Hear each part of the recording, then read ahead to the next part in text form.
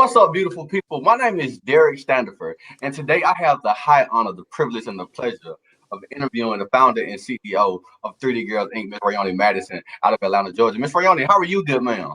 I am doing awesome. How are you? I'm blessed and highly favored. It's an honor to have you on the show today. I met you in Teach for America about 4 years ago. Ever since I met you, I knew you were a rock star. I knew you were a doer, a mover, and a shaker in the community. And since I met you in 2016, you continue to grow and shine more and serve more people. And this is a pleasure to know you. It's an honor to call you a friend too. Thank you for agreeing to do the interview. Well, thank you. Thank you for having me. I'm happy to be here. Happy Yes, to ma'am. hang out with you. Yes, ma'am. So here on Solve It Sunday, what we do is we juxtapose solving the Rubik's Cube to solving the twists and turns of life. So we're going to go through your company, 30 Girls, and your nonprofit, 30 Girls, and a little bit about yourself, how you have learned to solve the twists and turns of your life. So you ready to get started, good ma'am? I'm ready to get started. Yes, ma'am. And everybody who's watching, if you have any questions or comments for Ms. Raioni, if you want to get some information about what she do and how you can support her mission, and then we'll address your comments in the comment section. All right. So first step of solving the Rubik's cube, the first step of solving life is to believe. So you believe that you can start an organization that can serve mothers. And wow, I just can't. I can't. I'm super proud of you. It's a long list of compliments that I can praise you for. So what is 3D Girls Inc? What do you do? Well, 3D Girls Inc. has a mission to educate and empower young women to be advocates for themselves and their families. And we are able to do that through youth mentoring. We're able to do that through parent and prenatal education, as well as social and emotional wellness.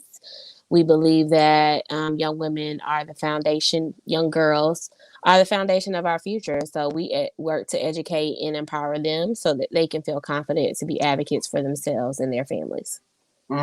Mm, thank you for that. Thank you for that. So we definitely need. And I've noticed there's a lot of organizations for young men. There's always an organization for young boys, young men of distinction, all these. But I think a lot of times people just kind of let women. We automatically assume that women are. I mean, the young girls are good. We neglect them, but we thank God for organizations like yours who does not neglect the young ladies, and we definitely need that support and the woman mentors and the role models for them as well. It's sad that that's a overlooked demographic in our community. So thank you for the work and the service that you're providing. My daughter is Thank you. definitely a mentee of yours indirectly. You don't even know it yet, but she's looking up to you already. So we appreciate it. Yes, thank you. I Yes. think it's important to nurture young women. There are a lot of organizations that are dedicated to young men, but there are also a lot of organizations that are dedicated to young women as well. So I think what I guess separates us um, from the other organizations like the Girl Scouts and the Cool Girls and the Girls Inc. is that we take a holistic approach in really Mm, supporting young women from a foundational support, and then we follow them through as they matriculate through middle school and high school, and hopefully make sure that they get to college. And so, what I love about the organization is that it's service based, and we do a lot of outreach work to help support families. So, yeah. I see. So a lot of my former students, they hit me up, and Mr. Stanford, I just want to let you know what I'm doing. And with the pipeline that you have going on, you get to see these young girls grow into women. And when they step into the greatness that they're meant to step into, they gonna remember your efforts on them and your benefits. And I charge you to tell them to pay it forward. You can't pay me back, but pay it forward.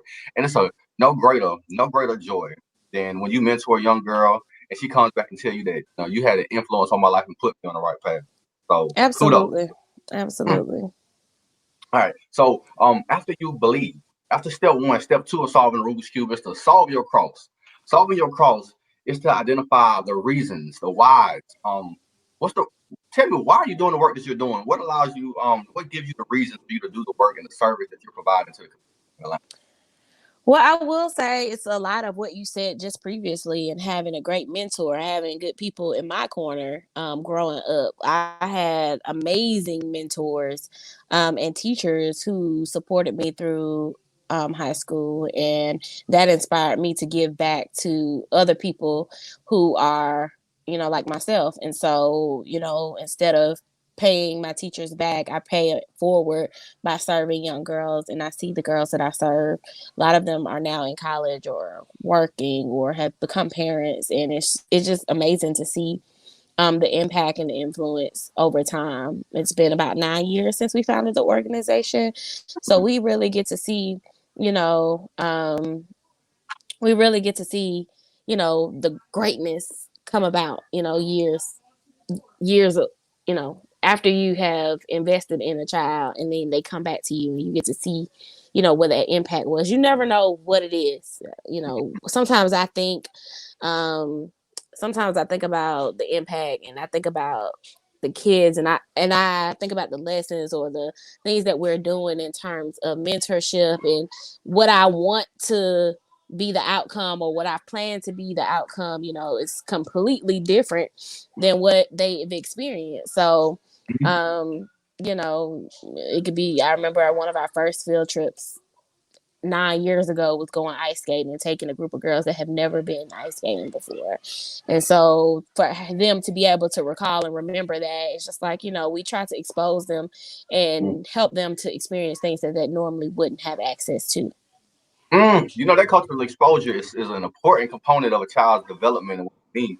You got to expose kids to stuff. If they've never been in an environment or never seen something, they don't know. So it's a beautiful thing to just expose them to new things and new ideas. And our young people, we oftentimes don't get the chance to go do new or foreign things.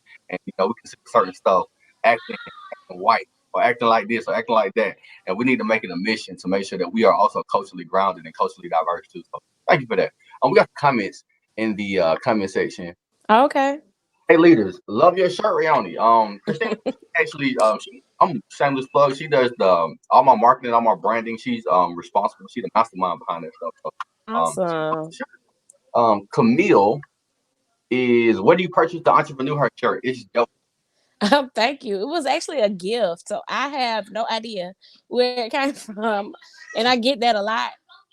I should We'll probably figure it out. know. We'll figure it out. I'll figure it out. Thing the Jinx. Everybody love that shirt. That shirt is dope. That shirt is dope. Thank you. Ayano, she's starting a business right now. She's in there making her. Oh, So I gotta make sure I get her an entrepreneur shirt as well. So we need time. yes.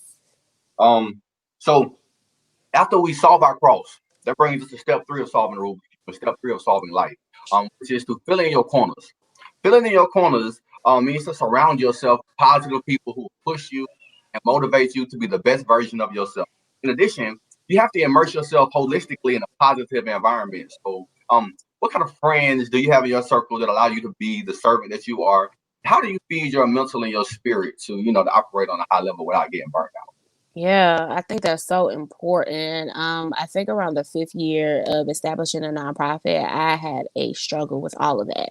And just finding my balance, finding my village, figuring out how I move forward. And it was really difficult trying to balance out those things. And so I had to honestly step away and isolate myself from certain people, certain places, certain things that I didn't do. And I think that helped me to gain clarity on, how to push forward with my business and my vision for my future. Not only this business, but the other things that I have envisioned for my future and for my kids' future. And so being able to reground myself and join accelerator groups, join organizations that allow me to build community among other people, help me to gain trust with people, because honestly, like, relationships have not always been my thing, and Mm. having good relationships has not always been my thing. Good friendships and solid friendships, and that reciprocate love and support. And so I learned that by joining an accelerator program, and from there, about 2 years ago, I was immersed in a learning experience that connected me with 6 amazing Black women and women of color who are launching and doing their own thing. And so what I learned from that experience is, like, I've always had friendships that drain me of my energy and drain me from my talents and drain me from my skills and expectations that I should be doing certain things. But to be around a group of women who have skills and talents of their own that are not like mine, I gained confidence in asking for help. I gained confidence in asking for support, or, learning how to take care of myself mentally and holistically, and, really understanding that there are people who care about you and not what you do. And so surrounding yourself with Mm, people who think like you, and, who genuinely want to support you, is like something I prayed for a very long time. And so now that that prayer is answered, it's just like, well, I don't have to hide behind my work. I don't have to hustle so hard. I don't have to constantly be grinding my gears trying to figure stuff out. I have a village that supports me. And I think a lot of times, burnout comes from not stopping to gain clarity. And like I said, 2 years ago, I took a break from it all, and I just, engaged in learning opportunities that would help me grow mentally. And so, in doing that, it comes with a lot of fasting, it comes with a lot of praying, it comes from a lot of reading and searching for, you know, those things that keep you grounded. And so I think a lot of what I'm experiencing now in my journey is a direct result of the time that I've invested in seeking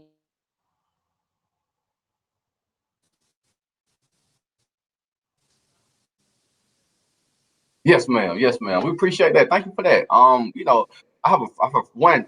I've been seeing you post these clubhouse meetings about business besties, and I know y'all dropping gems in there. I've had a consultation session with you, and you definitely put some black girl magic on life like a Rubik's cube, and just fine tuning things for me, and I greatly appreciate the blessing. And I'm excited to get another session in with you. I highly recommend people if they want to get a business right. She hosted a course earlier today at 3 o'clock for women entrepreneurs to jumpstart their business and fine tune that business. And hopefully we can get you to serve and host a couple of more of those sessions. Take advantage of it. Yes, You know, yes. So I'm taking a leap of faith and sharing what I know with people to authentically and really help people to go through those headache points of starting an organization, starting a business, and fine tuning certain things that will give clarity and strategic planning to what it is that they want to do and what they want to accomplish. So I'm excited about that. That's a new part of my journey and a new part of what I'm doing. So I'm enjoying just I'm walking. excited about it too because I'm a fan of your work. And so Thank you. I text you yesterday. What I got to do to be in the class? You said this is a women's only class. Oh, okay. We'll figure it out. We'll figure it out. So, Yes, ladies first. But I'm here. I'm here. yes, ma'am. And for those of y'all watching, I know I post a lot about Ayana and Derek. I see me posting videos about them learning this and everything. But her daughters are doing some amazing things. I know she has a young chef. She has a young news reporter. Phenomenal things. She actually your daughter Elise has been featured on Fox 5 for one updates on the coronavirus, how to keep yourself clean. Keep yourself sanitized and everything. And she's done several episodes on Fox 5. Or was it just that one episode? It's just one. It's One. just one. She's been featured though online, and she loves it. But she's getting that phase and age where she's like, I don't want to do it, and I don't have the energy to make her do things. So when she has an idea, she's her own producer, her own director. I just hold the camera, and she tells me what to do. Yep. So yeah, I want to thank you for one just being a part of the community that I get a lot of parenting tips for you. I get a lot of parenting um Stop. encouragement, and I do. Don't say that. You're a super parent over there. Listen to super dad over there. Um. Oh yeah. So the fourth step of solving the fourth step of solving life is to take it to the next level. Taking it to the next level. It's to continue to grow, to continue to get better. So you talk about this time that you took some time off just to kind of get yourself together and learn some things. But how do you grow and what resources do you turn to become a better version of Raioni and to make 3D Girls Incorporated a better organization to serve more people effectively? Yeah.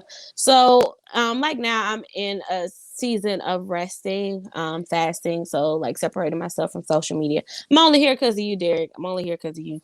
Y'all, Uh, our honor, we got to take advantage of it while we got them too. So thank Yeah, so I definitely take like quarterly breaks from social media, just to engage in devotionals and books and reading and writing and planning. And I think that's so important for business owners. A lot of times we can get in a space where we see others doing things, and that can interrupt our vision and it can interrupt our focus. So if you step away and you become clear on what it is that God is asking you to do, in your purpose and your goals, and I believe that He will direct you that way. You don't have that spirit of jealousy or that spirit of covetousness where you feel like, you got to be always doing what somebody else doing, or you got to one up somebody. Like, no, take some time for yourself, understand and become confident that you are, you're dope. Like, you have what it takes to do what it is to fulfill your purpose, and nobody can take that away from you. And I think a lot of times, when you don't take time for yourself and you don't take time to just really find out who you are and become comfortable in who you are, and, you know, excited about your own future, you can get, blindsided by everything that's going on in the world. And so a lot of times when I'm fasting or I'm stepping away, people will bring up something I have no idea what's going on with the world around me, because I'm just so, in a season where I'm expecting great things to happen. And I can't do that if I'm surrounded and subjected to all the chaos that's going on in the world. So I think, that's important for a business owner. I think that's important for anybody who is on a journey to healing, on a journey to growth, on a journey to taking it to that next level. Like, you can't grow doing the same things that you've been accustomed to. You have to kind of become a little bit more uncomfortable each and every time. So, every time I fast, it's not the same fast.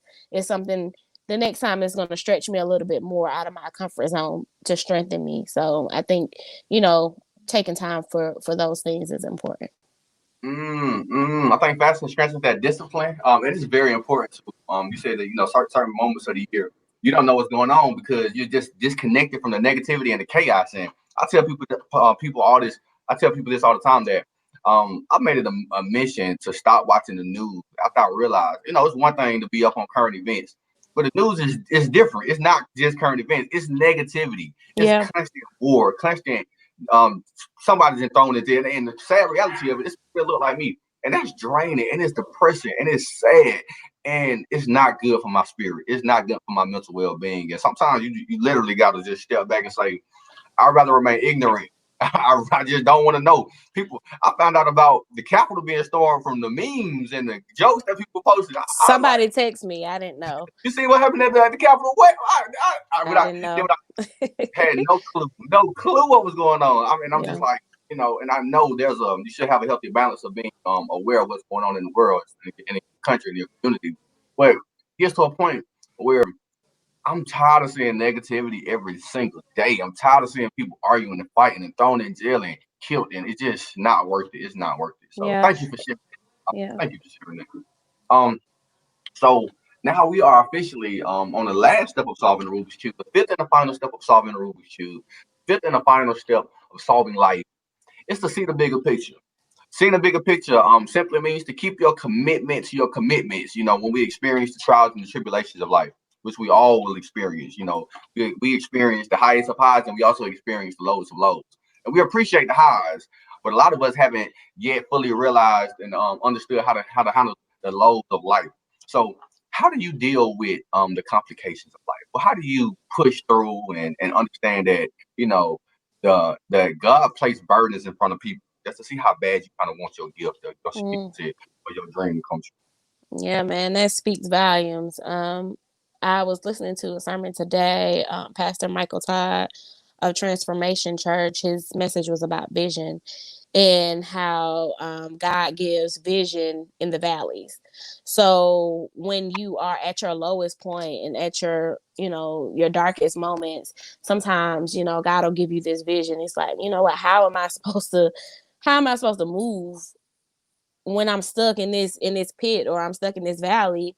But that's when vision comes. It doesn't come when you're at your highest point. It doesn't come when you are. And if I apply it to my own life and I reflect back on some of the things that I've dealt with, even within the past years, like, the things that I think about now, they didn't come until I was in a point of where I was suffering or where I'm struggling or where I'm hungry or where, I'm really, really questioning my purpose, right? I had to search for it. I had to look for it. It was in times where I was really struggling to figure out my purpose that I started to develop vision.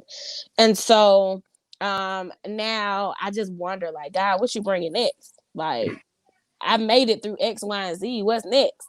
Mhm. So, I'm ready. I'm ready to lean in and yield to you, because are going to you're going to show me what to do. You're going to show me how to navigate this struggle. I don't fear, the hardships anymore, because I've seen some really dark times, and I've seen some really hard days, and the only way that I've been able to um come out of that is by trusting God, and yielding towards him. And the time that I spend with him, I know that, even through all that, I've been protected, I've been covered, you know, I've been favored. I've still been blessed. I've still been had provision over my life. And so I can't I can't assume that anything happens to me is not for my good. So it's just like, what's next, God? What do we need? What do we need to do? Like, what's up? You And said the valley. whatever it is, I know in that valley something good is gonna come out of it. So, vision comes out of valleys. And so I don't look at the hard times as being, just the end of all, but God, what am I learning from this? What do you need me to learn in this situation?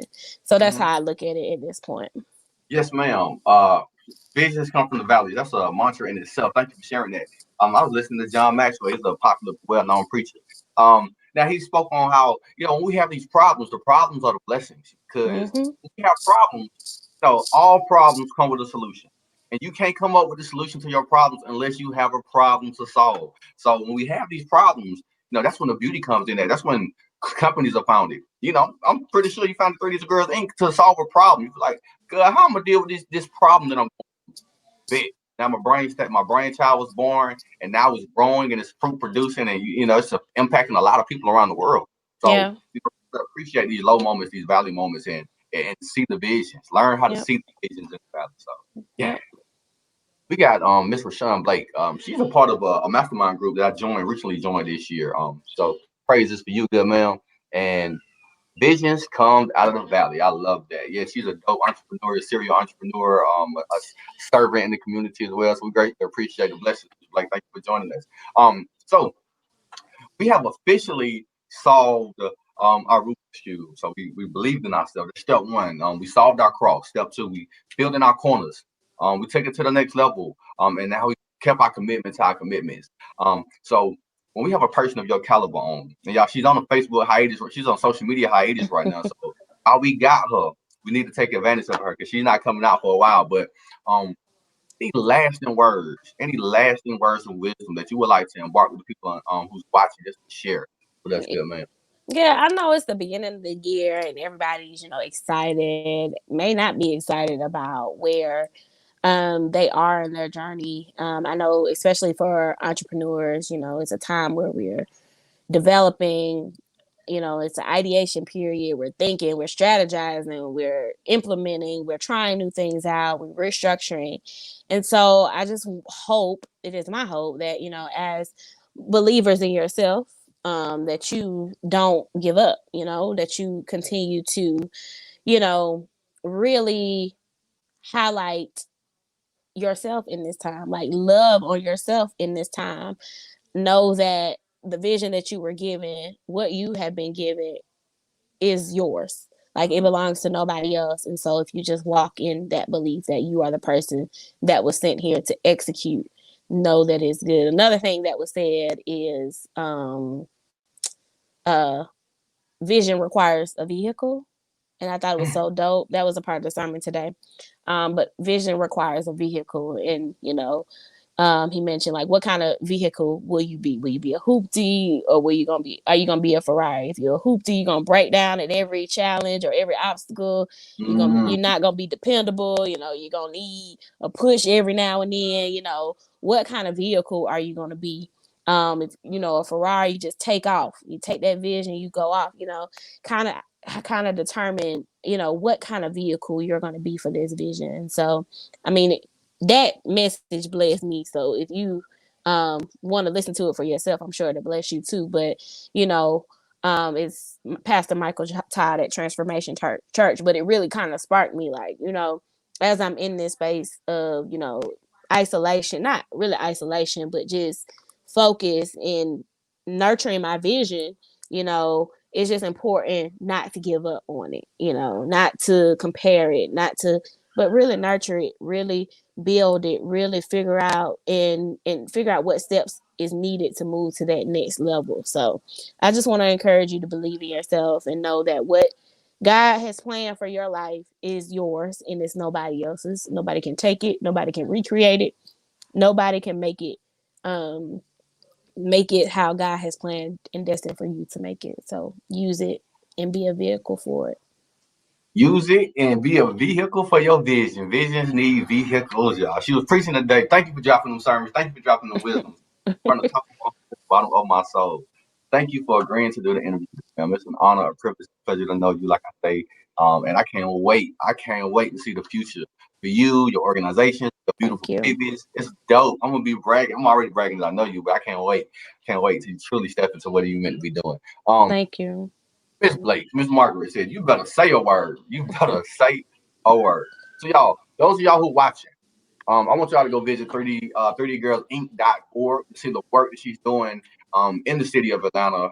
I mean, it was a lot of things that she posted, Thanksgiving to Christmas to now. A lot of awards, a lot of people bestow some blessings upon your organization to support the work that she's doing.